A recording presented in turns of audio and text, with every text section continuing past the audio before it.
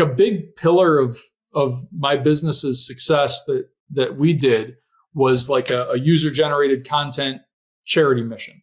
And that took up a lot of her time, that and customer service. And this was something that I teach anybody that I mentor this strategy, but basically you find a hyper specific charity mission that aligns with your brand.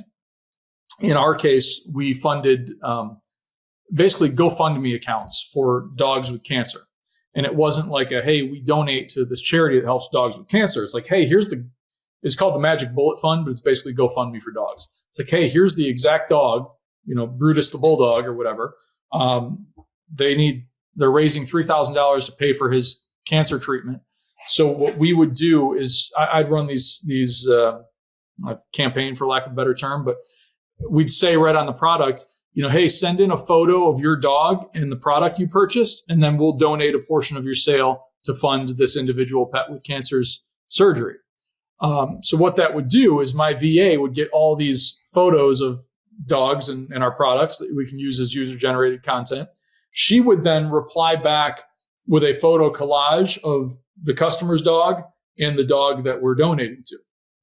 And we'd send it back to them and say, hey, your dog, Brock, is helping this, Brutus the bulldog. And it'd be this cool little collage.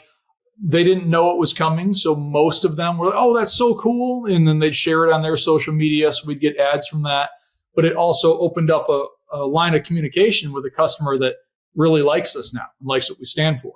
So then we could be like, hey, so glad you liked the photo. Thanks for sharing it. Thanks for tagging us. By the way, how do you like the product? And they say, oh, it's great. Awesome. Great to hear. Would you mind leaving that as a review? Or if it's, hey, I like what you guys stand for, but this product didn't work on my dog.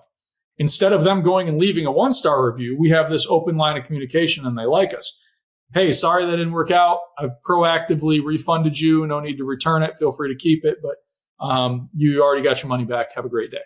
And that prevented negative reviews as well. So this, I coined it like growth through giving. And like this is kind of a big pillar of my business's success.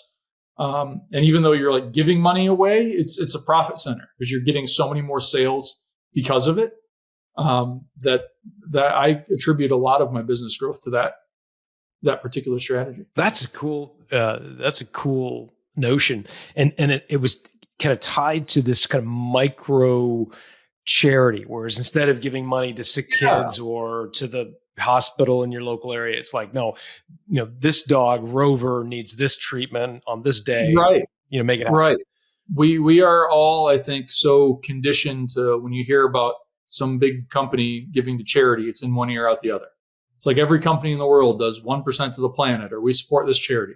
And to be frank, like no one cares because you don't know if your donation when you round up at the grocery store, if that's paying some charity consultant's 6-figure salary or if it's actually helping anybody. So when you can make like a hyper personalized thing, instead of like, we help kids in need, it's like, hey, we are funding this little girl named Rebecca, we're funding her adoption, and it's like, this is her story. And it's like when people can really relate to it and know that what they're doing is actually helping, then they care.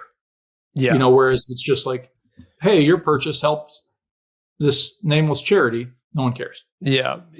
We've been giving as a company and through our Built to Sell community to Kiva entrepreneurs for many, many years now, kiva.org. But one of the magics of, things about Kiva that's great is you can actually see the people you're funding. Yeah. You see their stories and it's right. Cool. That's so much more powerful than just, hey, this is going to the general fund of some charity and we hope it does good. Yeah.